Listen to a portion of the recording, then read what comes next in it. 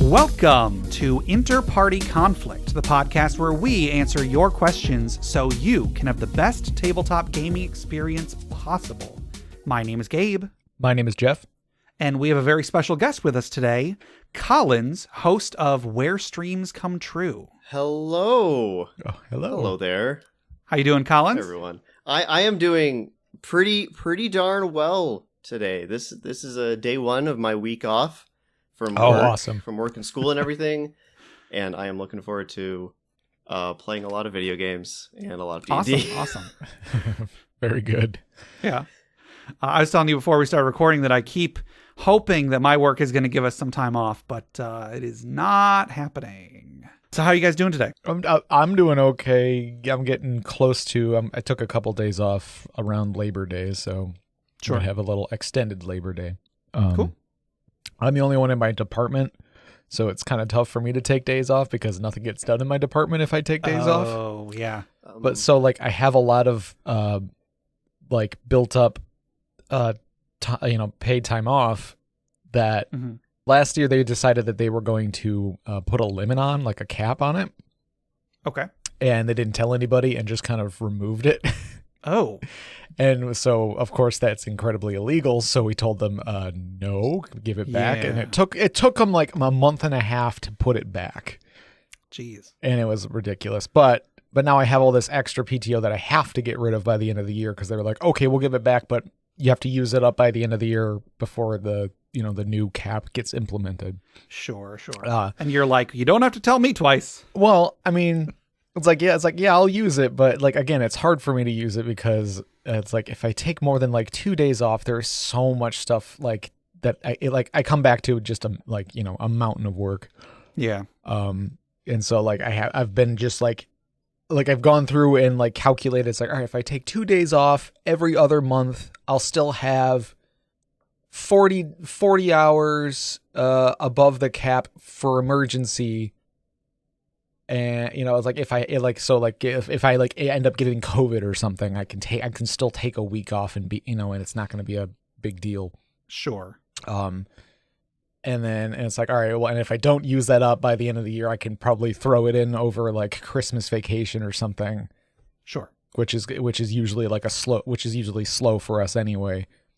So like, yeah, but so I just, I want time off, but I can't take it. So I have to kind of like take it sparingly and like a long weekend. So I can do like, I just take it as a long weekend. So it feels like I'm getting a week off, but really I was just, it's just a longer weekend. Sure. But yeah. So listeners, you may know Collins as Collins B. Collins has submitted lots of stuff to the podcast over the years. So. Collins, more like Collins B submitting stuff. Oh yeah. Hey-o. Has it really been Thank years? You, Jeff. I guess I don't recall when your first submission was, but we've been doing this for years. Yeah, it would have been like 2019 or something when I started listening. Maybe I'm actually going to do a quick check and see when the first instance. Episode 111 was the first time you submitted that we had used a question of yours. So yeah, over 100. And I do believe that I had submit. My first thing was a dragon sword item, I believe. Okay. And that would have been, possibly even 2017. Who knows? 100 episodes is that's 2 years, right? Yeah. Yeah, that sounds about right. I don't remember. Yeah, what was my first question? Actually, episode 65, you submitted Ironbark. Ironbark, yes. Yes. There you go. Not I my keep finest diligent work. notes, listeners. The first question that we did of yours was, do you prefer rolling loot on the random loot tables or planning out in advance what loot the players will find? Yes, because I had a very broken character due to getting very lucky random loot table rolls. Sure. Nice. Hence, I don't do loot tables because of that. I don't want to rehash that question, but I agree. Yeah. I think planning it out is a pretty good idea. So yeah, you have your own podcast, Where Streams Come True. Do you want to tell our listeners what that is? So Where Streams Come True is a show where myself and the rest of the crew over at Weaver State Studio 76, we watch and review randomly selected movies, shows, and shorts from the entire depth and breadth of the Disney Plus wonderful streaming service. which includes the entire, with a few minor exceptions, like Song of the South, of course, but with the entire Disney catalog and a bunch of the Fox catalog now as well. So okay, well, depending on the type of selection we use for the random picking, I figured out pretty early on it was impossible to have a running list of literally everything. So we have users submit wheels for us to spin. So sometimes we'll get something Star Wars or something Marvel, or we'll get Disney Channel original movies like Mom's Got a Date with a Vampire or My Dog the Thief from the 1960s. So sometimes it's a lot of fun and we're able to celebrate really good movies, and other times it is just absolute pain. And according to the listeners, the painful ones are a lot more fun to listen to. Awesome. It's a ton of fun. It's a bit of a passion project that I'm glad people seem to have enjoyed. Yeah. Have you done Rescuers Down Under? We have not done Rescuers Down Under. Actually, I could pull up a list of every movie we've done, but I don't believe Rescuers is on there. There's been a few animated ones. I don't remember much about Rescuers, but the Rescuers Down Under, which was like the straight to VHS I don't know if it was straight to VHS, but it was like the sequel, the cheaper made sequel. Yeah, I remember the ads for that on the DVDs when those were coming out. Never saw it though. It's actually one of my all-time favorite Disney films. There you go. It's just, I don't know. It's a cute one. I've been hoping to get Treasure Planet for a while. But no such luck. Yeah, right. People want to subject you to the horrible ones. Yeah. So, Collins. Yes. So I usually forget to do this part, and I almost forgot to do it this time. How did you get into tabletop role-playing games? That is, I feel like I am fortunate that I can track this pretty accurately.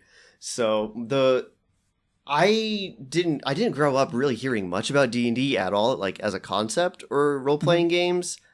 I feel like most kids, I probably LARPed unintentionally, but I remember back in 2011, 2012, when I was in junior high or high school, I was a big fan. During the first big wave of Minecraft popularity, I was a big fan of the Yogscast, which is a whole British crew of and they had a series called Yogg's Quest, which was a homebrew system that was a mix of D&D 3.5 at the time and GURPS, because this was before 5th edition had come out yet. And I listened to the first 2 seasons of that as a kid, or I guess a teenager. Years are confusing, but one was sci-fi and one was medieval, and I was a big fan of these comedians, and I was so just enamored with what is this? What is this thing that they're doing that sounds so much fun? I want to do it.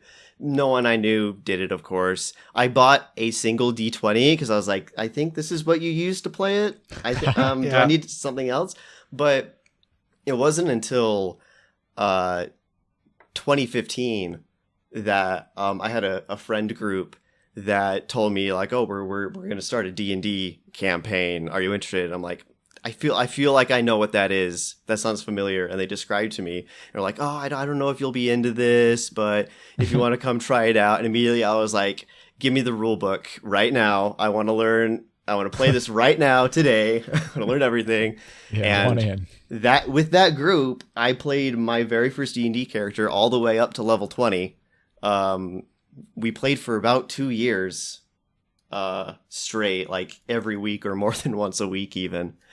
And that was just absolutely fantastic. And after that, I bounced around from a bunch of different groups that never really lasted too long, which is the typical D&D experience. Until I just figured the only way I'm going to find a D&D group that'll stick with me is for me to be the DM, which I'm sure there's people listening that immediately recognize that as the siren's call of a forever DM. Yeah. Which did kind of happen. And that was right about the time of summer of 2019 when Wizards released the Acquisitions Incorporated book, which yes, Discord listeners, I know that I mention that book all the time, and I will continue mentioning it all the time because I was a big fan of the two shows. They have two live play shows that Penny Arcade does that are sponsored by Wizards, and I was a big fan of those. And so when the book came out, I knew that I had a level 1 through 6 adventure in it, and I was like, I'm going to run this. I'm going to find a group, and I'm going to run it. And the stars fell into place, and I had a class with someone who played, and he had a brother who played, and I visited a club, and I got like a couple people from there, and a coworker just happened to play D&D, and I ended up getting a solid group of really good players that we are still playing that same campaign from summer of 2019 till now, and have no intention of stopping anytime soon. Well, awesome. That sounds really cool. Yeah. Heck yeah. It's been a wild ride. Yeah, it's like I feel like it's been a while since we've done like all the way to 20th level campaign. I'm hoping to get there. We've lost a few players, we've gained a few players, but as long as there's one person who was here from the beginning, I'll consider it the same campaign. Sure. Yeah. Sure. Yeah, it still counts. It still counts. Absolutely. All right. Well, you guys want to go ahead and get into this episode? Absolutely. Sure. Okay. So I want you to imagine that the two of you are at a carnival. Okay. And you've got, the lights all around you. You hear like there's the tilt-a-whirl or something is going on. Oh, you yes. smell there's somebody's eating an elephant ear not too far from you.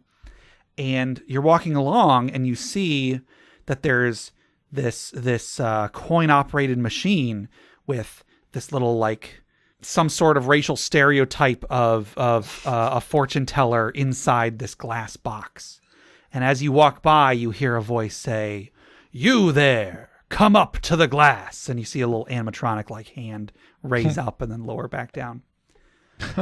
Do you go up to the glass? I guess I should ask. Yeah, I'm gonna approach it. Okay. You get up there and you see this is a fortune teller machine, but you see there's like an asterisk by the name and it says guaranteed to be real. Okay. And there's a coin slot you got to put a coin into. I'm standing about 10 feet behind Jeff. Okay. It's like, hey, you got a coin I can borrow? Is this theme park proprietary coins that I need to go to an exchange for, or like a quarter work?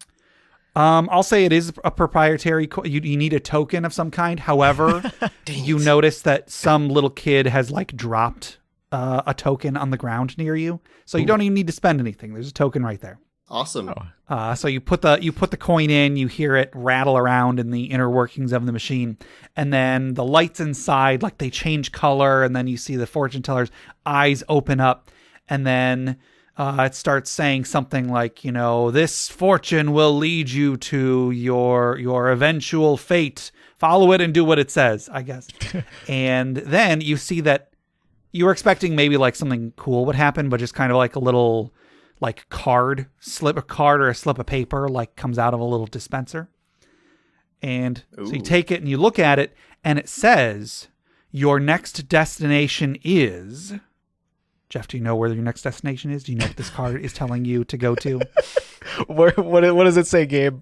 Your next destination is the Dragon's Hoard. I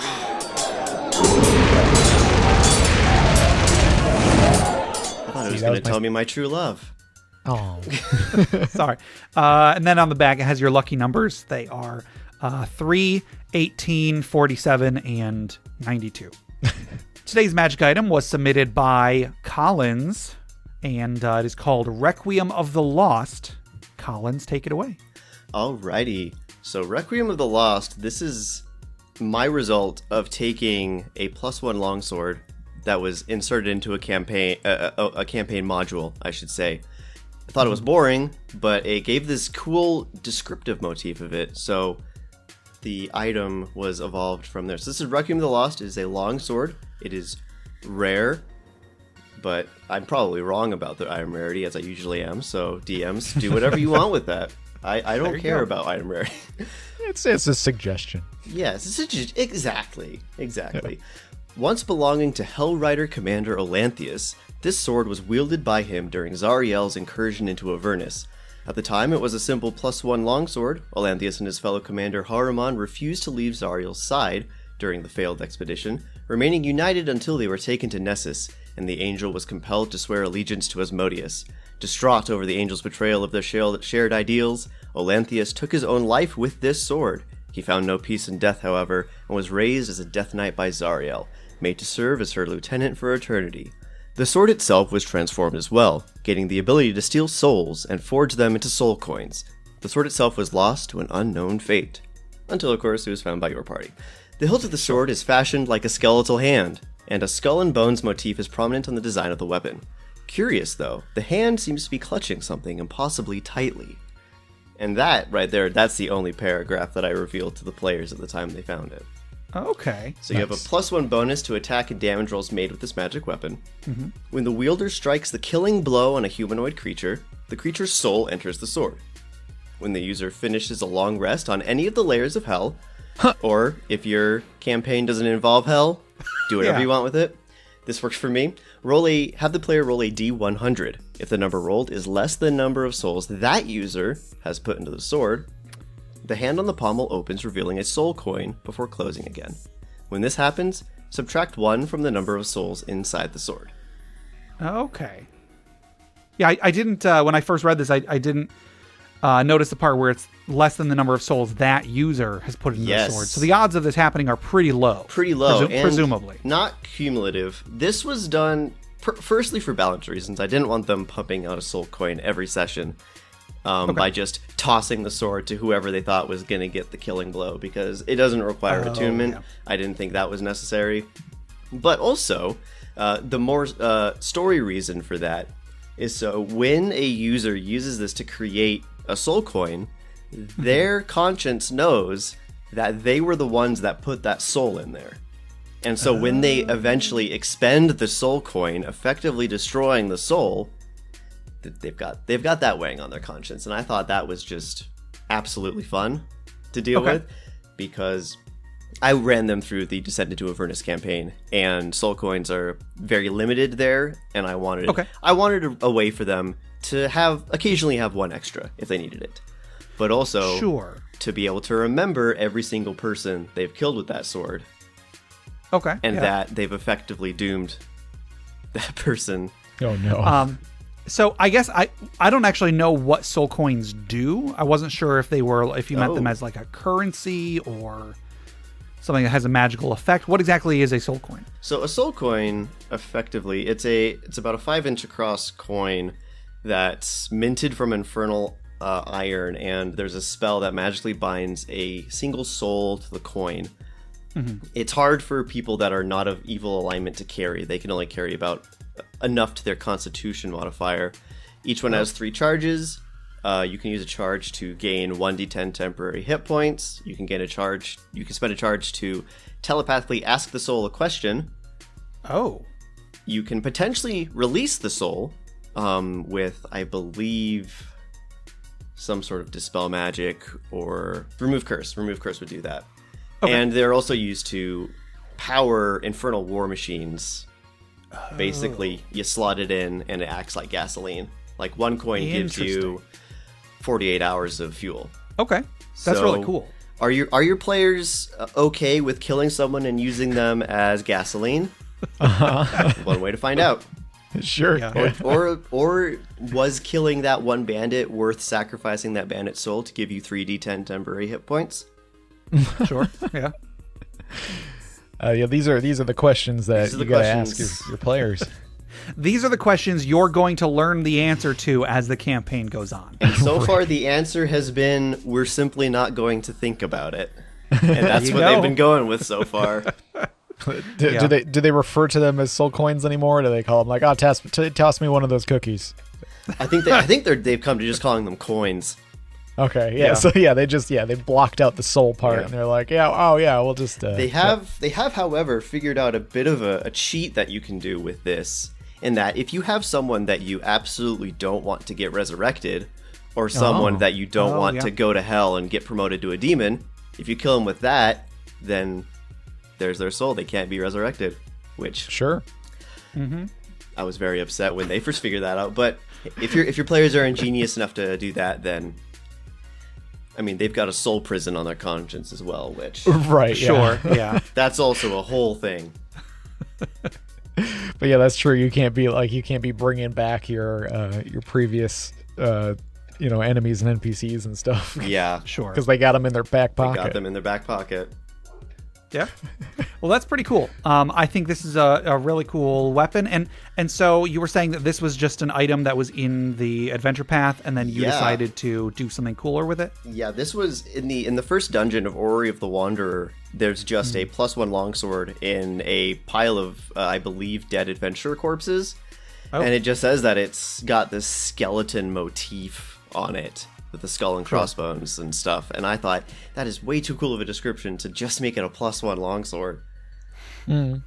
So, Well, there you go. Like, listeners, this is an example of how you can take something that is in a module or something that is just something that just comes up in the game and do something really, really cool with it.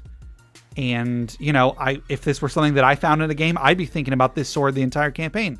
I'd be like, but what was the deal with that sword, though?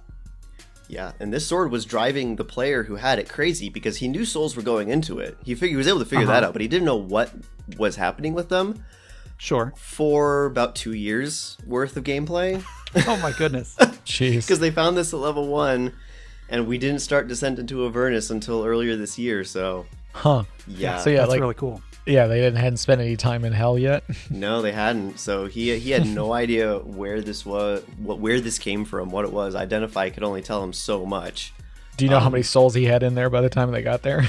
So he's only generated 1 soul coin, so it's pretty easy to figure out. He started, they got into hell when he had 35 souls in. Jeez. Which isn't as much as you'd think, but I guess Just 35 souls. he's got 30.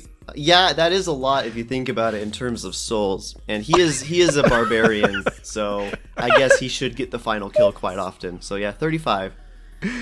Yeah. Oh, man. So here's an idea that I just came up with completely on my own. Oh, What if do tell. the souls that are in the sword are a warlock's patron? Gabe, you jerk. Sorry. Listeners, we just went on a very small digression while Collins was looking up something unrelated. Don't worry about it. It was fine. And we came to a really cool... Jeff had a really cool idea that I was like, Thank you. now we got to include that. Very good. Right, yeah, we were just talking about it being in commune with these souls that you're gathering, and it's like, wouldn't it be really cool for maybe a hexblade warlock is that when everything you kill with the hexblade, their soul is added to this collection of souls that is the warlock's patron. So you have all these voices in your head. Yeah. Most of them, I assume, hate you because I would Probably. assume, yeah. Yeah. I would say the majority. Sure. I'm safe in saying that. I think so. Yeah. There's one or two that are like, no, it's cool. I was a scumbag. I get it. Right? Yeah, they'd be like, "Oh God, thanks." Oh yeah. That reminded me of an idea I had for probably a one shot or just a little town detail in a campaign of having a town that's funerary tradition is to just put all of the ashes of everyone into one giant urn. I don't know where I got this idea. I was probably half asleep. Yeah. And then have some bad guy attempt to resurrect the contents of the urn as just this one amalgam of Oh, generations of people. Oh man. Have you seen... Okay, do you guys remember the old... Jeff in particular, do you remember the old Capri Sun commercials? Where the kids would turn into they'd turn into Quicksilver and fly around? Oh, Yes. I'm not that young. I remember that. Okay. So there is a spoof commercial where they do that, but then they all mix together and then they come back as they reform as this horrifying eldritch monstrosity, and everybody's screaming and running away. Sure, There yeah, we of go. course. Credit to Capri Sun for that idea. That's absolutely where that was in my subconscious. There you go. All right. So yeah, this is a really cool item. I think there's a ton of potential. And again, it's an example of how you can take something that might be really simple in the text and you can just do a little bit of work and make it really cool. Thank you. So once again, that was Requiem of the Lost, submitted by Collins. Thank you very much, Collins. So Jeff, if anybody else wanted to submit magic items for the Dragon's Horde, or they wanted to submit questions for our main segment or stories for the funeral pyre, retirement village, or whatever else we're doing with our final segment, how would they get those to us? They could send us an email at interpartyconflict@gmail.com or join us on our Interparty Discord at bit.ly/interpartydiscord. That's correct. And Collins, did you want to tell our listeners where they can find you, where they can find your podcast, anything else you're working on? You can find Where Streams Come True on any podcast platform. If there's one that you can't find it, tell me and I'll put it on there. You can also find the video version on the Studio 76 YouTube channel. And on that same YouTube channel, you can find all of the short films, short videos. There's a new limited series that I'm going to be producing during the fall. So look forward to that coming out. Unless the world ends again, then we will play it by ear. Yeah. So yeah, if you search me, there is no other person that has my same first and last name. So yeah, you can just search Collins Blakely on pretty much anything. You'll find me, or you can search Studio 76, and that's where you'll find all the other collaborative stuff that I do. Cool. And I'll put the link in the show notes, of course. But Thank you. Go and check that out. It's good because we've never actually said your last name on the show. I think I've always. I don't know why. I don't have to, but I've always taken pains. It's good to be safe. It's good to be safe. Sure. But yeah, because it's such a unique name, and I was able to get collinsblakely.com, for example. Oh, cool. I've just sort of made that my brand because, I mean, honestly, if I wanted to be safe about my name, that's probably the exact reason I shouldn't, but whatever. Yeah. It makes it easier to find me. All right. And then I want to remind all of our listeners that if you write us a review on the platform of your choice, and then you send us a picture of it, send it to our email address at interpartyconflict@gmail.com. If you send it to us by September 14th, that is the deadline for the first of 3 giveaways. We're going to be doing 3 giveaways for leather goods from Maumee River Leather. The first one that we're going to be doing on the 14th of September is going to be the giveaway of that really cool leather journal, the black and red leather journal. So if you want to see pictures of those, as of this recording, I still don't have a picture of the book cover, which is going to be the 3rd giveaway we're doing. I guess they actually, there was a little bit of a catastrophe that they had recently, and it set back a bunch of their projects. So we'll have to be a little bit patient with getting a photo of that. But luckily, we set that as our last giveaway before that happened. So yeah, get us a review, send us a picture by September 14th if you want to enter the drawing for the journal. The month after that, we're going to be doing a drawing for a box that looks like a journal, which is also really cool. And then the month after that, still don't have dates on those ones just yet, we're going to be doing a drawing for a leather book cover that fits any 5th edition D&D book. So yeah, listeners, write us some reviews, send them to us, and enter the drawing because we got some really cool stuff we're really excited to give away. Do you love Interparty Conflict? You know, the show you're listening to right now? Yeah! Then check out their Patreon at patreon.com/interpartyconflict. You can help support the show and get tons of bonus content too. Access hundreds of outtakes, dozens of short stories, periodic updates about the behind the scenes of the show, personalized media, a monthly Roll20 game run by Gabe himself, and more. Every month, Green and Red Tier patrons get access to the bonus podcast, InterPatronConflict, where Gabe and Jeff cover a wide variety of topics. Join right now and access the most recent episode, which might sound a little something like this. I have wanted to kill you for so long. I have tried to kill you so many times, and it just hasn't worked. I finally have you. I want you to leave. I'm not going to try to kill you anymore because that hasn't worked out for me at all. Just leave. I want you gone. You have your freedom. Get out of here. Go. Right. And so this song is kind of just a I don't know, musical version of that, I guess. Sure. So anyway, without further ado, Want You Gone from Portal 2.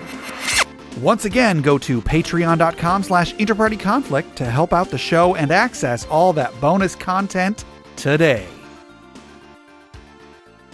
And then one more quick thing, just check out the other podcasts on the Crit Nation Fellowship. Check out Crit Academy, critacademy.com. Justin, Ian, and Austin create new and reusable content for players and DMs alike.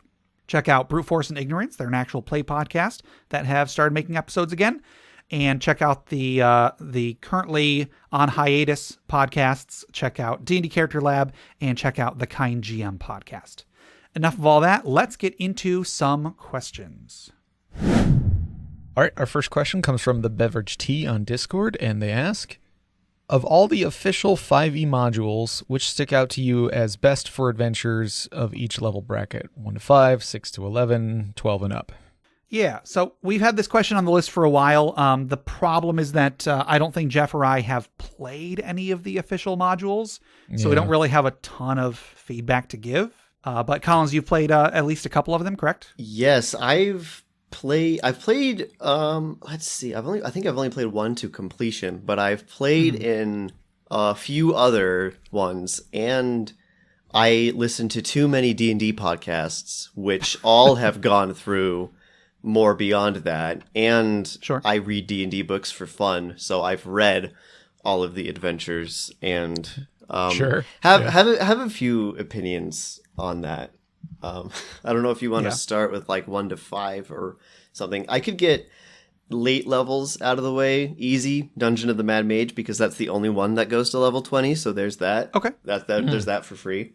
Sure. Though that does start at level 5, which is a bit of a slog. I at one point I had debated slotting that into my current campaign, but the thought of having to go through at a higher level all the lower level stuff is a little frustrating. You can truncate it, you can cut a lot of stuff out, but I still think it's a very fun adventure. Especially if you love dungeon crawling, it's a good challenge for more experienced players for sure. It's not easy. It's one of the few ones that manages to challenge you at every level. Yeah. I brought up on Wikipedia, there is like a list of all of first off, there are not very many official 5th edition modules compared to like 3rd edition where there's like 100. Yeah. There's really only like 10.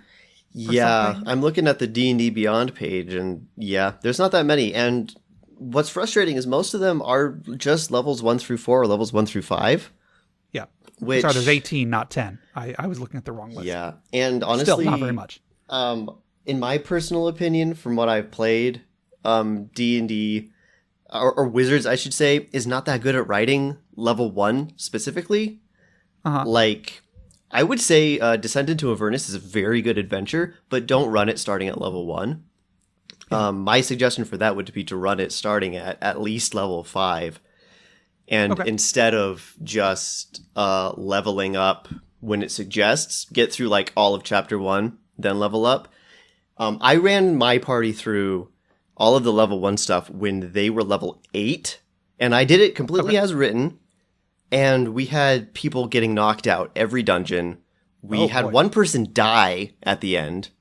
They were able to bring him back, and I listened to Roll20 Presents did, they would usually do a live play show of pretty much every one, and they had such a hard time with the level 1 stuff. So, and that same goes with, I played through, we tried playing level 1 of Rime of the Frost Maiden, which was one of the more recent ones, and had a player die every session and TPK'd twice, and then just were like, whatever, we're not having fun.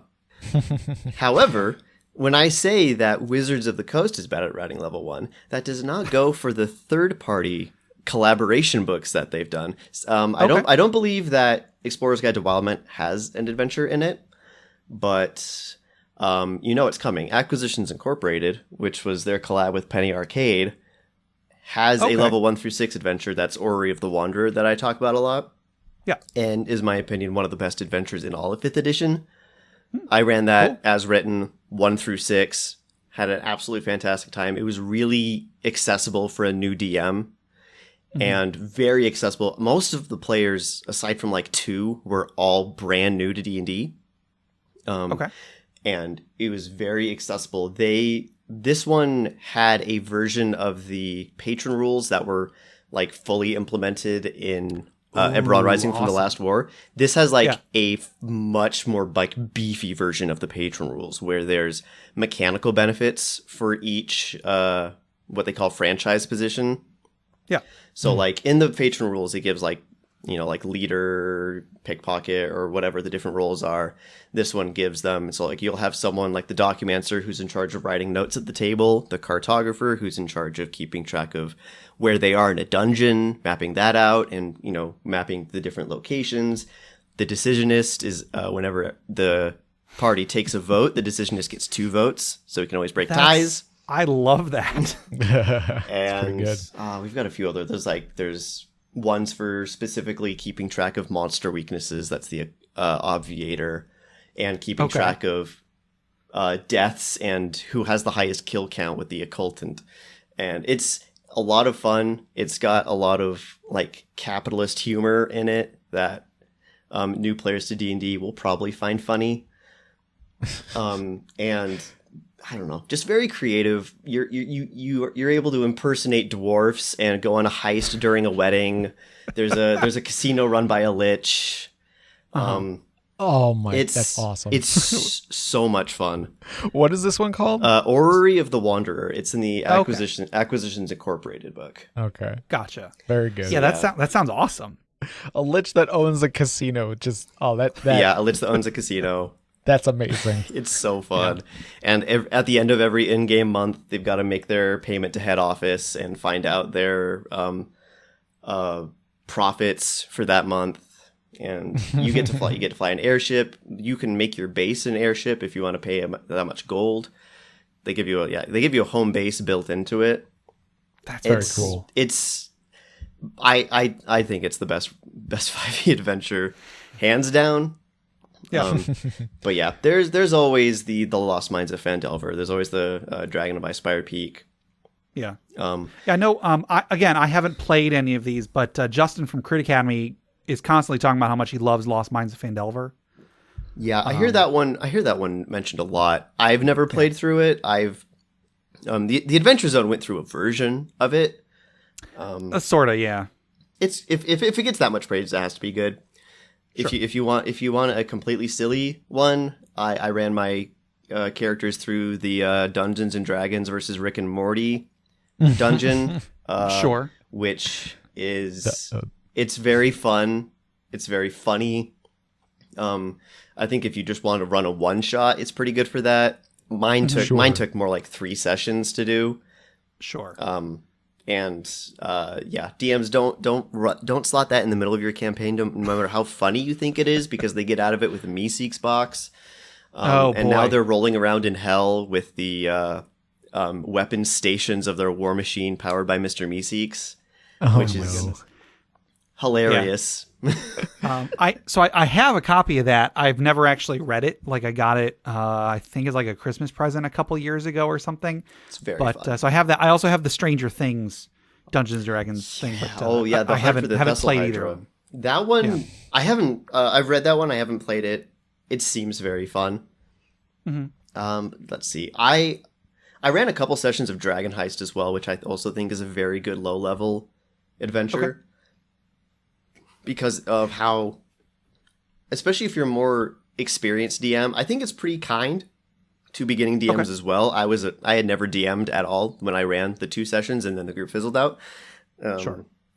But it's very sandbox in a way that is easy to keep track of, and it's very isolated just to the one city of Waterdeep.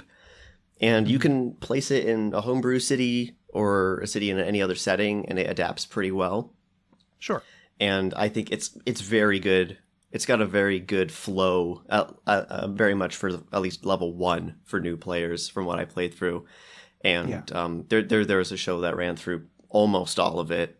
And there's a lot you can do with it. It doesn't really lead into Dungeon of the Mad Mage very well, unless you kind of force it to. Really, all it is at the end of the adventure, you get a letter saying, "Hey, come to this dungeon."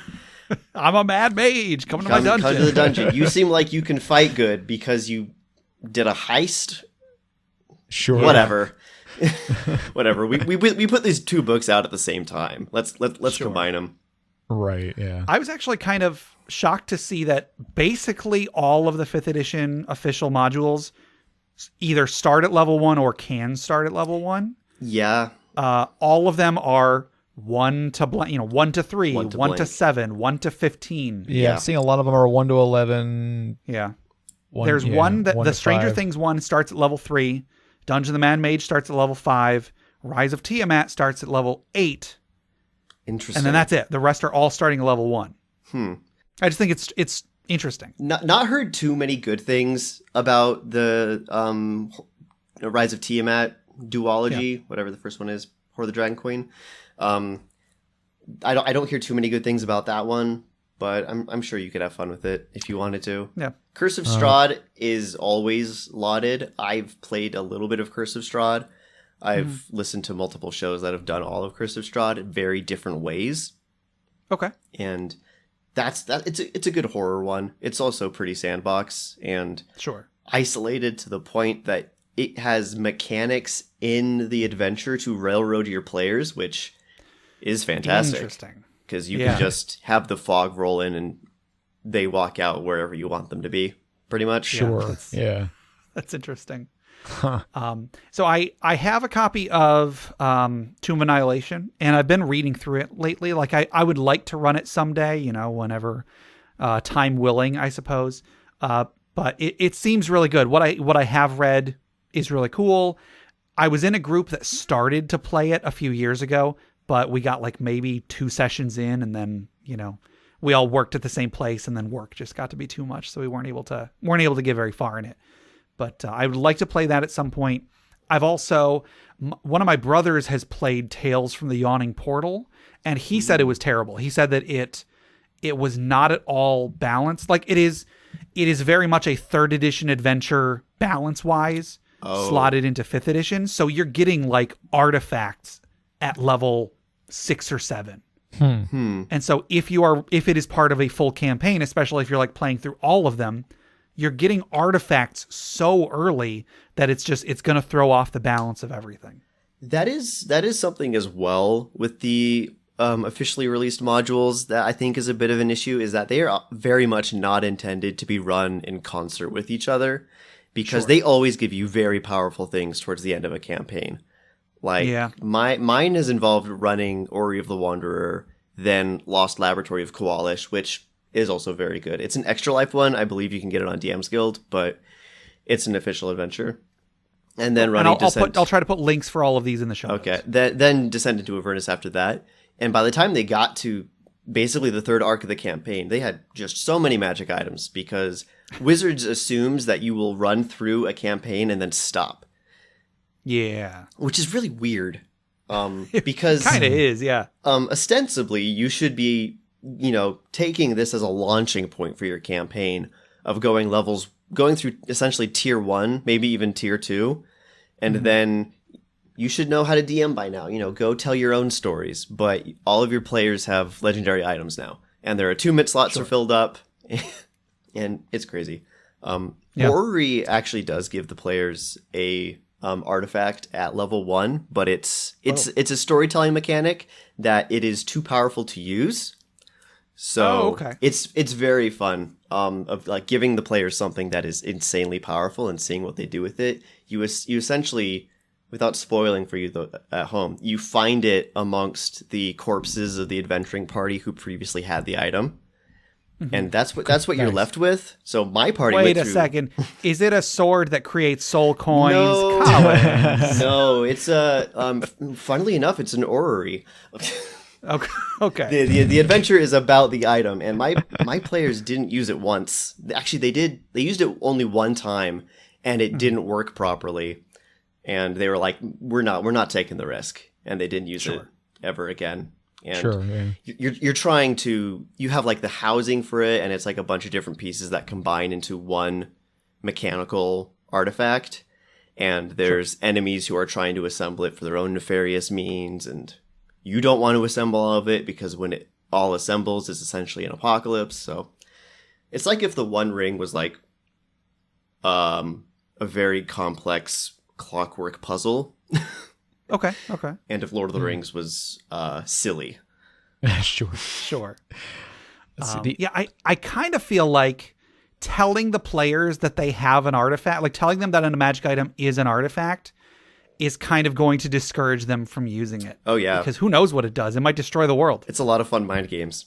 Especially when you know that the previous adventuring party who had it all died. Right. Yeah. See, the only 5th edition, the official module, like I've played one session of Curse of Strahd. Mm-hmm. And it was like they were in the middle of it. Like I kind of came in at like during their 3rd session, I think. And then Storm King's Thunder. Have you played that one? I have not played that one. No, I'm not. That's one that I'm not too familiar with, actually. I think I played 1 or 2 sessions. I actually have the book for it. Like Skylar bought it, and she was going to run it for her friends, which she ran like I think at least 1 session, if not 2. And then scheduling obviously, but sure. I don't know. Like it's been a long time since we got that, and I don't know. I'm kind of curious. I might actually go and read through it just for the fun of it. That one always seemed a little too open world for me. That's what the little like a review of it I was just reading. Yeah, it seems like it's a lot more. It's very not railroady. Yeah, which depending on your party, that may be a blessing or a curse. Mm-hmm. I know that my party really likes to be told where to go. Sure. And if they were given this, wide open vista and, you figure out what you want to do, it would be decision paralysis every session.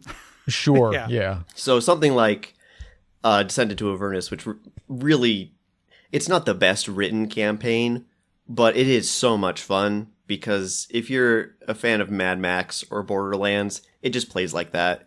There's just really fun set pieces, and some players will really, really enjoy that. And I don't know, maybe some others would get bored of it or die a lot. Sure. Yeah, it definitely puts you in a lot of situations where there's the option for combat that you should absolutely avoid, which I think is good. I like it when an adventure does that, but then of course I'll get upset if the players trigger it and then it's an avoidable TPK. But I think that happens a lot with wizards. Yeah, having the option of running away. It's something that you need to prep your players for ahead of time, for sure. I had to have several conversations with them of just being, listen, you can't kill every devil in hell. Please don't try. please don't try. You gotta have I know they're evil. I know they're evil. Just have a civilized conversation with them. Right. It's like, I know you got smite evil. Like, I know you can do that 3 times per day or whatever, but today's maybe not that day. Nope. I even let one of my players change his paladin oath because in the oath he had, it literally said, don't talk to devils or something like that. Oh, no. I think it was like the Oath of the Watchers from one of the new books. And it's like, do not treaty with devils at all costs. I'm like, you can change that. Yeah. I think your god is going to make an allowance for this. Yeah. Your god didn't expect you to actually go into hell. Yeah, like you gotta. You were protecting the material plane from hell, then not going into it. So I hope that's a good answer to the question. I don't know if I really win for each level bracket. Sure. I mean, but we were finding like most of these they start at level 1. So. Your options are pretty limited. Like find one that works best for you, and make sure that its acquisition's incorporated. When you get to that level, either you continue on your own or find another module that picks up at the next level, and you can link them together. Like if they're able to officially link Dragon Heist and Dungeon of the Mad Mage together with a letter you receive in the mail in game, you can link any 2 adventures together. Sure, yeah. There you go. But yeah, according to this list, only 3 of them don't start at level 1. My goodness. Yeah, like all of them are, mostly are 1 to like, I don't know, 1 to 10-ish. Yeah, like a mean of like 1 to 7 or something. Pretty much. Yeah. Every year when they have D&D Live and they announce a new book, I'm always hoping it's a like tier 3, and every year I'm disappointed because it's once again on the Sword Coast and once again starting at level 1. Could you imagine a tier 3 adventure set in Spelljammer? Oh my gosh, those are the magic. You knew those were the magic words, didn't you? Yeah. Oh, I'm having to homebrew my own tier 3 adventure in Spelljammer just to scratch that itch. All right, the next question comes from the DM's Council on Discord, and they ask, when is it okay to wrangle in new players who enjoy playing but are very chaotic in their playstyle? Yeah, so I'm sure all of us DMs out there have had a situation where we've got a new player or a group of new players, and then you start up a game, and you've got the new players that just kind of sit there and do nothing, and whatever, that's fine. But you've also got the new players that just kind of like run away with the game. They're constantly trying to do something weird, something crazy. They want to attack a guard. They want to steal from a shopkeep, whatever. When you don't want to stifle their creativity. You don't want to stifle their enthusiasm. But when should you rein them in? Oh, man. It's $1 million question. Yeah, because that's really tough because you're trying to get a new player interested in the game, so you always give them that old you can do anything line. Yeah. And I think that's usually where you go wrong. It's like, no, you can't do anything, but that's some good marketing. However, it's hard to live up to that. Right. It's like this is cooperative storytelling where you are the main characters, you get to make, you have the agency, like you get to make the decisions. It's a choose your own adventure book cranked up to 1,000. Yeah, there's 1,000 options for every page. Right. Mm-hmm. So maybe the it's okay to wrangle them in before it happens, wrangle them in, set their expectations a little bit lower than you can just do anything. Yeah. The earlier, the better, because if you've already let them, run amok over the game for a session or two, it's going to be a lot harder to get them to calm down, I guess. Right. Yeah. I think ideally, and I know this is a bit of a pipe dream, but ideally you latch this down session 0 or before. Yeah. And just have a conversation of, this is the campaign we're playing. This is the type of characters you will be playing, and this is the type of adventure we will be having. So you don't have, like, if I didn't do that, I could have run up with this game that opens with everyone at a job interview, and all of them are like, no, I want to be a dancer at the tavern, or I want to win big on the lottery table. I don't know why those are the two first things that came to mind. Those probably would have both worked, but like, I'm an independent mercenary, or giving them an idea of what the type of the campaign you're going to be playing should help. Mm-hmm. Yeah. Or the alternative, which I had to use anyway, is hit them with consequences early on. Mm-hmm. Let them know that, if you mess around in certain areas, you will find out, for lack of a less PG term that I would not use on this podcast. There's something really good that is actually in the Dragon Heist campaign module that Wizards says about arresting characters in that game, because you're in a city with guards, you can get arrested. And essentially, they just say there's two ways of handling that. The first is to just role play the encounter if you trust the player. And the second way is to just tell them they were arrested, and you can describe it, the subsequent detention and the events leading up to the trial. And while that is sort of taking away player agency, that honestly may be necessary just to let them know, this is these are the consequences for these action, and we're not going to waste time. Because I've had campaigns where the DM said, okay, you broke the law, you're getting arrested, and they want to role play every single round of the encounter and try and kill every guard in the city, which isn't fun for anyone at the table. Right.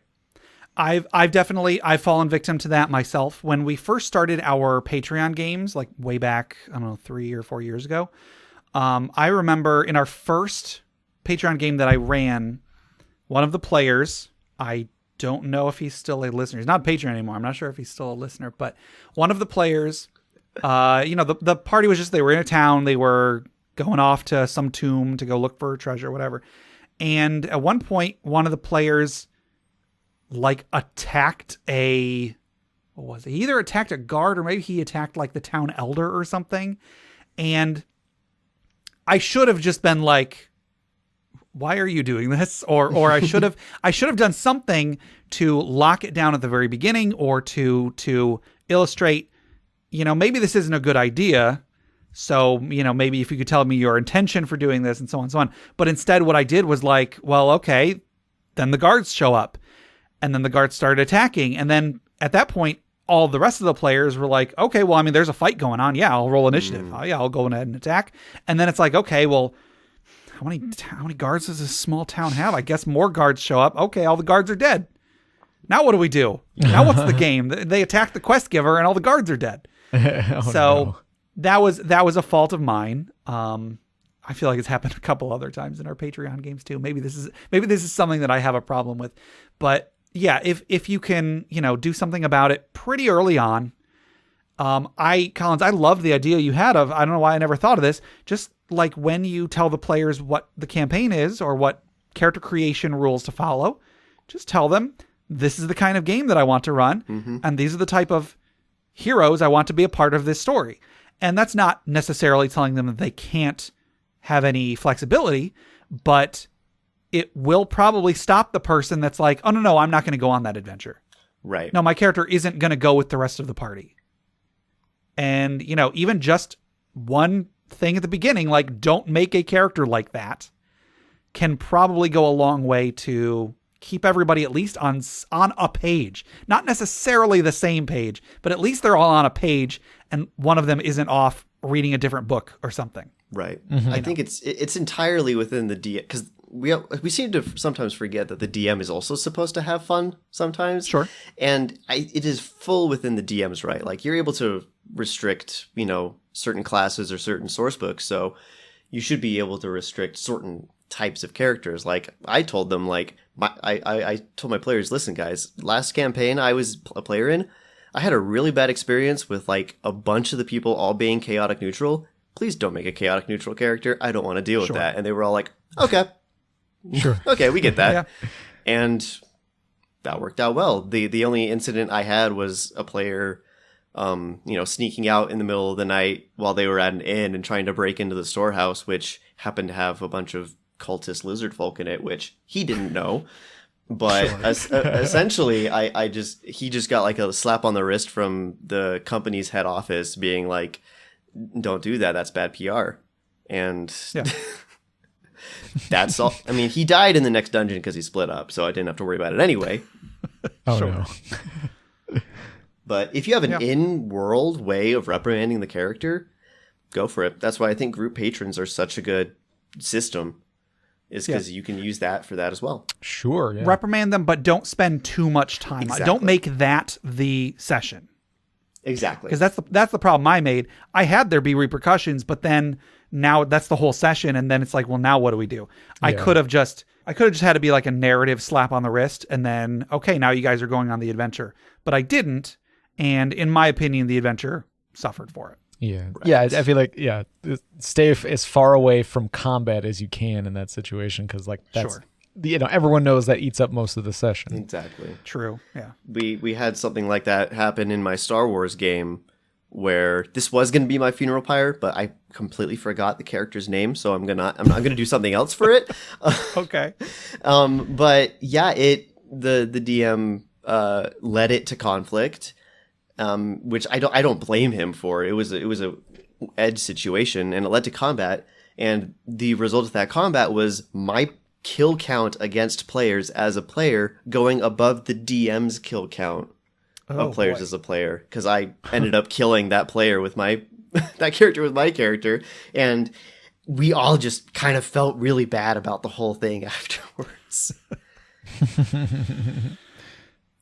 Well, here's the thing. Since it was a Star Wars game, just make up a stupid name. I was literally just looking up a Star Wars name generator. Like I was like, Sleaze Bagano. The character turned out to be a droid anyway, so I didn't feel too bad about it, and my character certainly didn't feel bad about it.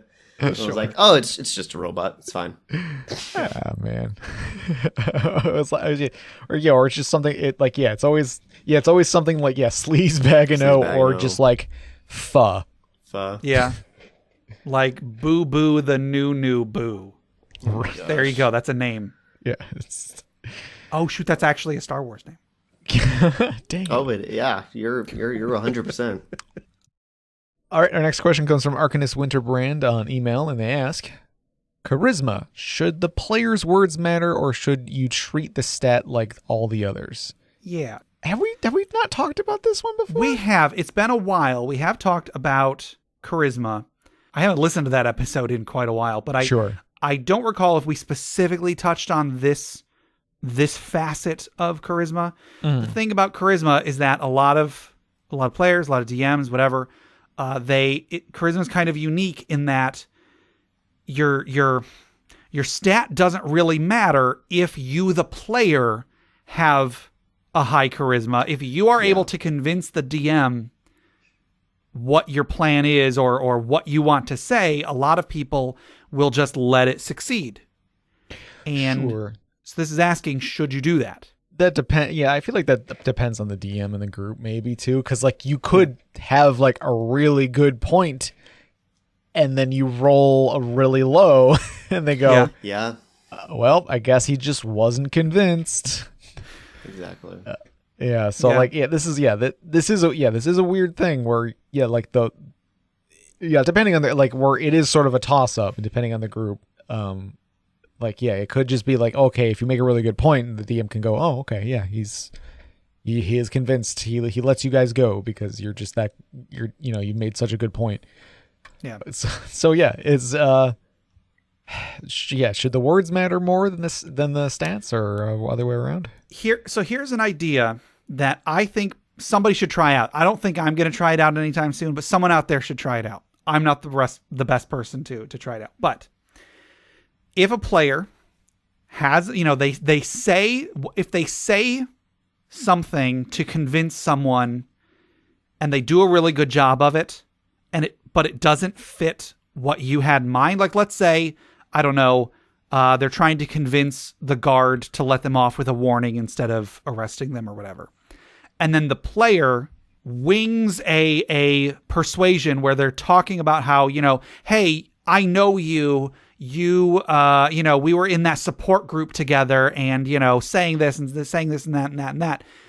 I would encourage DMs, if the player does a good enough job getting that across, make it canon. Don't necessarily make the roll not matter. Still have them make a roll to see if the guard is persuaded. But what they said is true. They did know that guard from a support group or whatever. Maybe let the players shape the world a little bit with checks like this. I know there are certain RPGs that are less mechanical and more narrative. Like I think Powered by the Apocalypse does this, where even if the result of a roll or whatever doesn't quite fit the story the GM has planned, that means the story the GM has planned changes to fit the roll. So if you want to try and make the players' words matter, but also still have there be a roll, give the players some control over the world, but still make their rolls matter in that they still have to roll high enough to convince someone of something, even if what they're saying is true. I like that a lot. And I think one thing I'll latch onto from there is, when you said like whether or not the guard is persuaded. And I think that's a key thing that I've always understood, but I guess it's not implicit in, D&D of how rolls work, is I treat charisma rolls a lot like attack rolls, where when you're rolling charisma against someone, and you make a really dumb argument on the table, but he rolls super high, or vice versa. Yeah. what you're rolling, kind of like when you're rolling an attack roll, it's not just judging how well you hit, it's also judging how well they dodge. Okay. With charisma checks, it's not just judging how well you speak, it's judging how well they're willing to receive you. So you could give a completely moving, everyone on the table is tears speech, and then roll a natural 1, which doesn't mean that the speech you just gave was garbage. It just means whoever you're talking to is just in such a frame of mind that they do not care what you have to say, no matter how good it is. Sure. And so your rolls, just because you're the one rolling doesn't mean that the roll is really about you.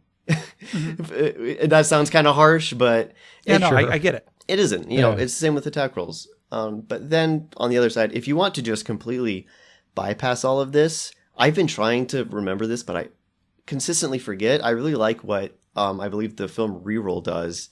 I know you've talked about their podcast a few times. Yeah. Where he will typically have, or the DM at the time will typically have the person roll first and then role play later, which I think is such a genius way of handling it. Of, you know, like roll a persuasion check. Okay, now give me a natural 1 persuasion check. I think that's a ton of fun, but it's such a thing to keep track of. And it does kind of break role play, at least at my table, when someone says, I want to roll a persuasion first. Yeah. But I'll typically do a mix of both, where I'll have them roll a persuasion and then have them continue the conversation based on what they had rolled. Sure. I think it really works with the film Reroll because they're all actors. Yeah. At least most of them are actors. So they can, you know, if they really whiff a persuasion check or whatever, the DM can say, role play a really poorly failed persuasion check, and then they'll do it. Because, you know, they've got all that improv experience and stuff. Exactly. I feel like we maybe touched on this a little bit when we talked about charisma last time, but I wonder if in any way the game could be enhanced by not making charisma like the other stats, but make the other stats like charisma. If you have a player in the group that is very, very strong, is there a way that the game can be made better by letting them succeed on a strength check by having them do something strength related? I don't know what the answer is. Maybe it's yes. Probably it's no. Right. But you never hear anybody, and I think that's where this question was coming from. You never hear anybody like, I'm going to throw this ball at you really fast. If you can catch it, you don't need to roll. You know, that doesn't happen, but it happens with charisma. It also happens with intelligence. It doesn't happen quite the same as with intelligence, but intelligence is also something that a lot of the time, even if the character is smart, if the player doesn't have a good idea, the DM will often veto it. Or the other way around, if the player is smart but the character is stupid, some DMs will and some DMs won't let them contribute to things that are intelligence-based. And there's reasons for both. I'm not trying to tell you how you should run your game, but I think that reminds me, there's something in, I think, Tosh's Cauldron of Everything about in the like riddles and puzzle section where it was like a hint check or something. Like if your if your players just can't figure it out, like here's a mechanic for you to give them an idea. And I don't know, that just made me think about that because yeah, you're right. If the player's not as intelligent as the character, there's only so much you can do. Yeah. No, well, so what needs to be done is you have to play D&D in like a carnival. Oh yeah. And so there's carnival games everywhere, so that like whenever you're making a check, you could say you can roll the dice, or you can, you know, you could like knock these bottles over, or you can guess like for wisdom you would be like, oh, guess this person's weight.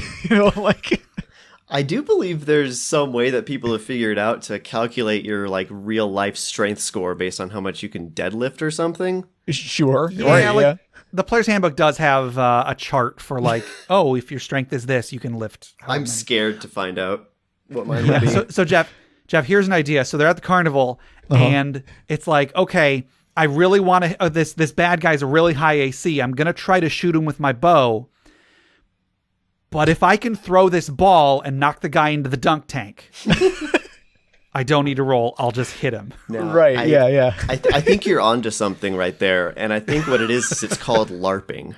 Oh, no. What have we done? Oh, no. We've circled around to LARPing, everybody. Oh man. Okay.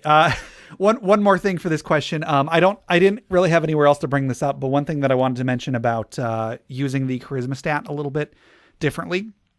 There's an idea. I don't recall where I got this. It might have been an episode of Crit Academy. It might have been from somewhere else, but there's the idea that you can take your charisma modifier, whatever your charisma modifier is. If you got a 14, it's a +2. That +2, in addition to being your modifier for checks and stuff, that means that you have 2 NPCs that you are allowed to introduce into the game that you know. Oh, that's fun. So if you're in a bind and it's like, well, shoot, we need to find out this piece of obscure lore about, this ancient civilization or whatever, a player could say, I'm going to use one of my points of charisma bonus and I'm going to will into being that I know someone who is an expert on this particular lore. They're going to show up and we'll be able to talk to them about it.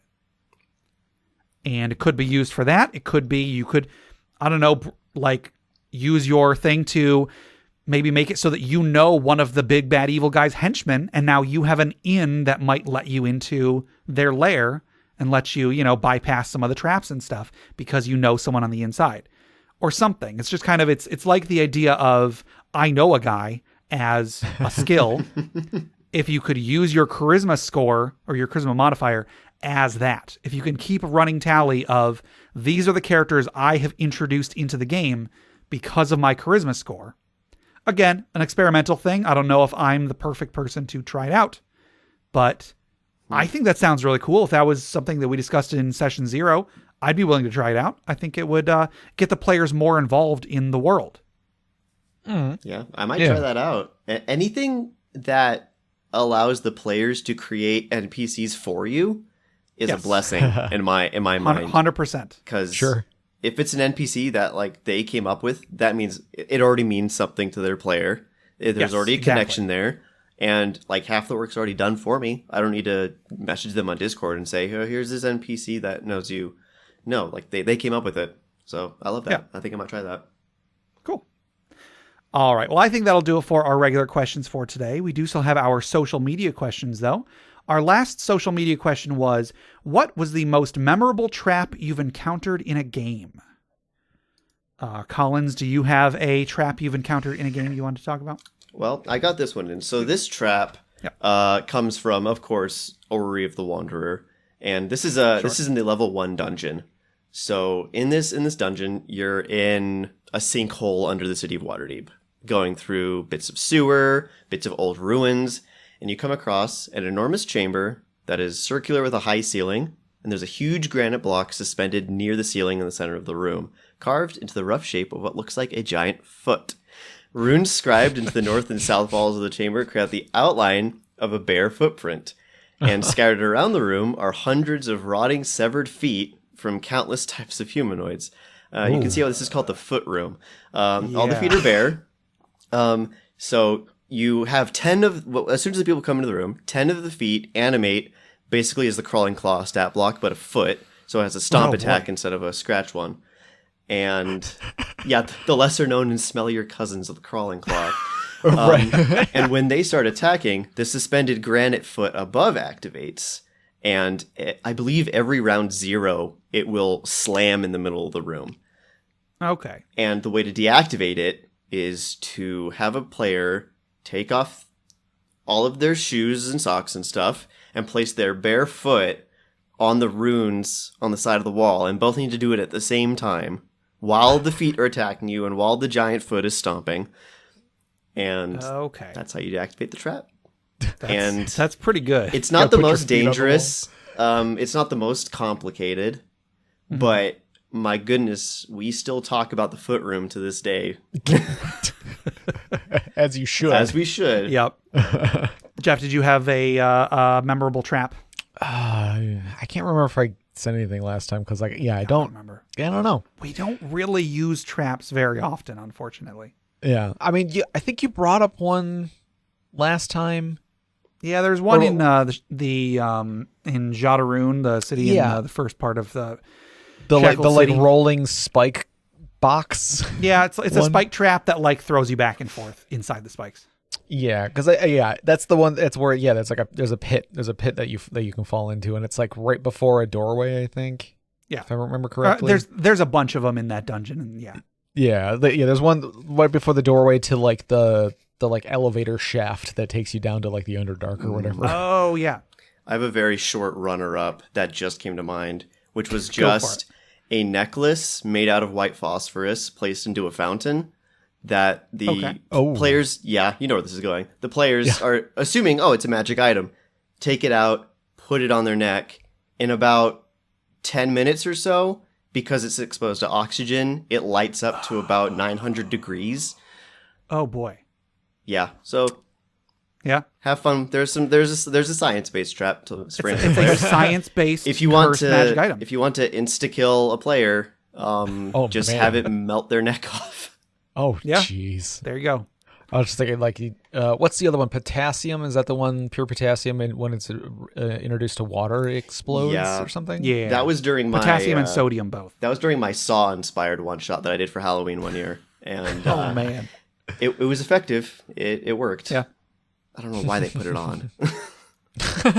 They should have known going into that one shot. Oh well. But yeah. If it's did they know it was saw based and they put something around their neck? Yeah, they knew. I don't know. Oh man, why? I don't think they had seen the movie. Sure. At least that player hadn't. They're like, ooh, necklace. It's a magic item. So we didn't get very many on social media, but we got a few. Over on Facebook, Elliot M. says, there's a hole in the wall of a certain tomb that had some sort of sphere in it that a player lost a hand to. Oh no. Better to lose your hand than to jump headfirst in, which apparently some people have done. Yeah. At least the hand first. Yeah. Sean M. says, I created this one. My party is in an abandoned water temple that at one point was utilized by another culture, also abandoned and overgrown by vegetation. The party arrives at this island temple that has to fight off water elementals in the piping of the temple mechanisms. They unlock a large door to a stairwell that ended at another large door. Behind that was a platform jutting out from the cliffs high above the sea. One brave PC stepped out and touched a solitary pillar while the others held back on the stairwell. The doors promptly shut the solitary PC outside, and a large wave formed in the ocean, towering above the PC and heading straight for him. Fearing the tsunami, he gripped the pillar tightly. The wave passed through him harmlessly. The PC and the player were sufficiently rattled as to fear touching random things ever again. Oh my gosh. It's like a good fake out. The worst kind of water temple. Hold on. The worst kind of water temple is a water temple in a Zelda game. Yeah, that's true. Let's be fair. That's true. It's like, any water. There aren't enough water temples in D&D modules. Yeah. There's I know in the, not a temple, but there is a water section of the first adventure of the Age of Worms. Oh. There's like a room that it was originally a shower that was operated by a bound water elemental, and the water elemental broke free, but the drain got clogged or something, so like it was stuck, and so it just flooded the room and attacked anybody who went into the water. Huh. Love it. And then one more on Facebook. Justin from Crit Academy says, great minds think alike. I just released a blog about this, and there's a link to a blog post that he put up on his website of 10 ways to make traps more fun in D&D. Oh. So go check that out. We did not get any on Reddit. We did not get any on Twitter, and we got a couple on Discord. Stiltskin Kupo 84 says, I was once in a mini dungeon based entirely on traps. We were all in a false floor pit, and there was an easy way to throw a lever and let a sliding door open to let us climb out. But that's just the problem. We were all in the pit. And there were some loaded arrow slits in all directions connected to pressure plates in the room above, and even one down in each pit. Nobody even died from the spikes. The DM told us that unless we could think of some neat ways to use our abilities, this was going to turn out to be a TPK due to starvation, dehydration, or lack of oxygen. It would have been a much easier room if even one of us had not fallen into the pit. I think the party Scion teleported us out over a couple trips, which got some of us shot, only to find that the basement chambers we just entered were filling with water. We had to boogie out of there, leaving valuable monster XP behind as the crashing waves followed us from room to room. Then, of course, there was the water jelly hiding in the last room. And as if that wasn't all enough, he put a mimic down there with paralyzation as a bite effect. There was also a drinking fountain that caused petrification and a weird cursed teddy bear that followed us around non-violently for the most part, but had counterattacks and some kind of return magic ability on it. Wow. So yeah, it's a lot of traps. Woof. Yeah. That's Any one of those. Any one of those would have been enough. Yeah. I wouldn't want to be a player in any of those. Yeah. Floofy Shoob says, we had a dungeon not just built entirely of traps, but entirely out of Grimtooth's traps. Oh, yes. And if I recall, Grimtooth's is like a supplement with like a bunch of devious traps in it. Is that right? It's so good. Yeah. Yeah. There's like 4 or 5 volumes of it. Okay. And yeah, it's like I believe the phosphorus one was in there, and I primarily used Grimtooth for that dungeon. And it's all just subverting what a player would expect from a trap, like having chest traps that activate when you're 10 feet away from the chest instead of right above it. Oh my goodness. And yeah, it's devious and system agnostic, so you can put it in any RPG. Yeah, that is a cool thing about like traps and puzzles and stuff, is like a lot of times you can find a way to put it into any system. Sure. Dr. Taco 86 says, I'm not sure if the DM from my campaign stole this from somewhere, but we were in the middle of a dungeon in a cavern system. We were trying to root out the goblinoids living in there, and apparently some of them were pretty smart. We came across a locked door with a solid wooden frame set into the rough cavern walls. We had run into a number of doors in here and hadn't had any issues.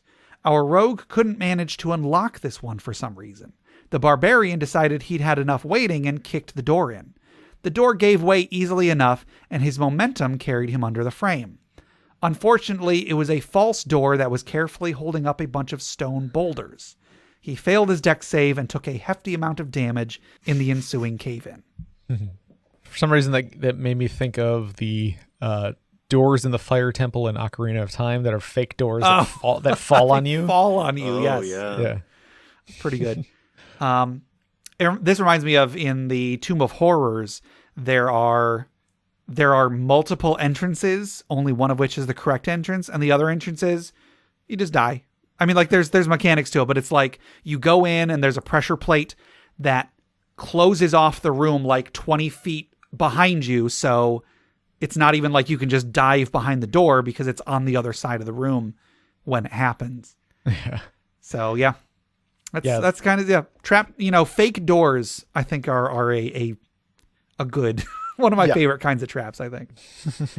And then one more. Lone Wolf Nate says, I don't know if it was a trap necessarily, but back when I first started playing 5th edition, my brother ran us through the Tyranny of Dragons campaign, and our party was exploring and made some bad decisions, leading to an encounter with a golem or animated statue of some sort that ended in a TPK. Oof. Any statue is a trap. Just assume any statue is a trap. There's one Grimtooth trap, I believe. I don't know if it's a golem or just a statue, but there's like a flint golem in a room full of flammable gas. Oh, and it's like a very specific type of gas or something. So when the players go to attack it, one spark and then whoosh. Oh, jeez. It's so mean. Yeah, that's that's rough. So that was our last social media question. Our next social media question is, have you played any of the official 5e modules? If so, which is your favorite? So like we said, I haven't played any of the 5th edition modules, but my favorite, I guess, is Tomb of Annihilation because I'm reading it and it's cool. It's very good. I'll say that only because I think it's within that they introduced turtles. So. Oh, there you go. It was like a web supplement or something. Yeah. Yeah. Because I think because the module takes place in a specific region, and within that region are the turtles. And you know my answer. It's going to be Orary of the Wanderer, as always. There you go. Cool. I DM'd it, didn't play it. I don't know what my favorite one I played in would be. But yeah, highly recommend. Cool. Oh, one more cool thing about Tomb of Annihilation. One of the characters in it, there's a character in it named Dragonbait, who is a like he's a saurial, which is its own race. He's kind of like a dinosaur person, but he was originally a character in the Curse of the Azure Bonds book and game. And so that's where he's originally from. So I'm already a fan of that character, and I think it's really cool. They've put him into several 5th edition modules and games. He's like in one of the board games or something, I think, too. Oh, cool. He's like a parasaur guy. Yeah, that's really cool. And it's neat. In the original, in the novel that he's from, his race, he's actually from another plane. I think he was brought to this plane as a sacrifice. Like there was this ritual going on and they needed a sacrifice, so they like summoned him in. His race communicates through, he doesn't speak. His race communicates through smells. So in the book, there are numerous times where people are around him, they just assume he's mute. And there keep being these specific smells, like, oh, something smells like baked bread, or something smells like honeysuckle all of a sudden. And you find out well into the book, he's talking when that happens, and he's saying specific things that the different smells correspond to, which I think is really cool. Huh. He's a really cool character, and I think it's awesome that he's in this module. Yeah, that's really neat. So I think that'll do it for our questions for today. But before we close out, let's relax, let's wind down, let's take a deep breath. Let's remember those who have come before us, who have given their lives that we may have a better world to live in, as we toss another log onto the funeral pyre.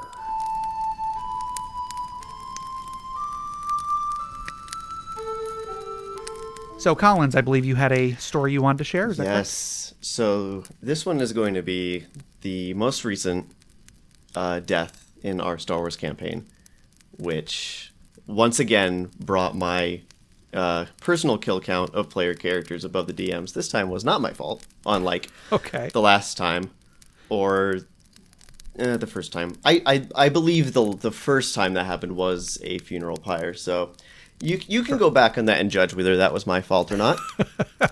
So in this instance, the party had found themselves tracking down a former Inquisitor who was a Night Sister of Dathomir, and there was some sort of magic stone involved, and we had tracked her down to the bowels of a crashed starship city on the planet of Dathomir.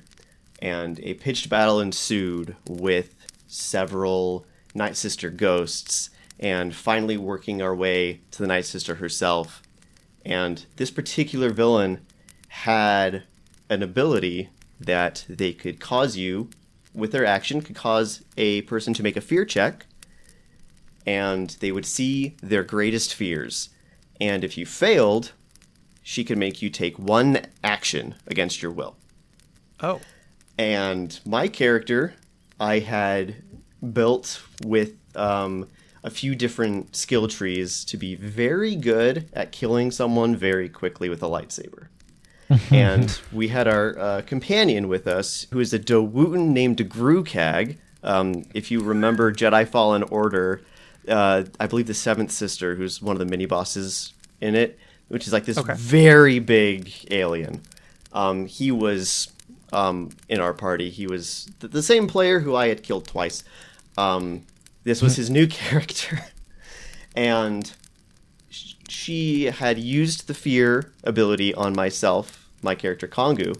Yeah. And I failed. And the one action that she had me take was to attack my ally Grukag, which one attack against another player shouldn't be that bad, right? Sure. So I attack. It's a crit. Oh boy. I roll on the crit table, and my character gets an automatic plus 50 to the crit table, if you know how that works. And I believe there were some bonuses on top of that, situationally. And rolled the absolute highest, rolled a 99 on the D100. Rolled the absolute highest result in the crit table, which was instant death. The person dies immediately. And the DM described how my character ignited his lightsaber, turned around, and decapitated his ally. Oh, no. Wow. In one single hit. Yeah. So once again, as a player, I have killed 3 players in that campaign, and the DM has killed 1 player in that campaign. and no. I still feel bad about it. I mean, it's not really your It's fault. not my fault. It's my fault that I'm just so good at decapitating people. Just too I'm darn just good too at darn good at decapitating it. people. Whoops. And it took quite a while to regain the trust of the other players. Yeah, I can understand that. Okay, well, I guess let's raise a glass in memory of poor Grukag, who teaches us the invaluable lesson: you have nothing to fear except getting your head cut off by a lightsaber-wielding ally. Clink. All right, that'll do it for today. Thank you very much, Collins, for coming on the show. Thank you. I hope you had a good time. Did you want to, once again, tell our listeners where they can find you, where they can listen to your podcast, anything else you're working on? Yes. You can find me on social media at Collins Blakely on pretty much everything. Twitter, TikTok. I'm pretty much on whatever you can find. And I'm senior content producer at Studio 76. You can find my podcast, Where Streams Come True, on any podcast platform, as well as the video version on the Studio 76 YouTube channel, as well as any other short films, short series, bits, stuff that I do on that channel as well. That's where you can find me. Awesome. That's really cool. All right. To submit questions for us to discuss, items for the Dragon's Hoard, or stories for the Funeral Pyre, please email us at interpartyconflict@gmail.com. For show notes, links to media mentioned on the show, and running lists of questions and magic items, go to interpartyconflict.com. Join the discussion on social media. Find us on Facebook, facebook.com/interpartyconflict, on Reddit at r/interpartyconflict, on our Interparty Discord, or on Twitter at InPartyConflict. Check those out for our weekly social media questions. Your answers might end up on the show. Find us on the podcatcher of your choice. We're on iTunes, Google Play Music, Stitcher, YouTube, Spotify, anywhere you download podcasts. Please rate, review, subscribe, or just tell a friend. And if you leave us a review and send us a picture of it by September 14th, you'll be entered into the drawing for the leather-bound journal from Mommy River Leather. And then there will be another drawing the month after that, and another one month after that. If you'd like to support the show monetarily, check out the rewards at patreon.com/interpartyconflict.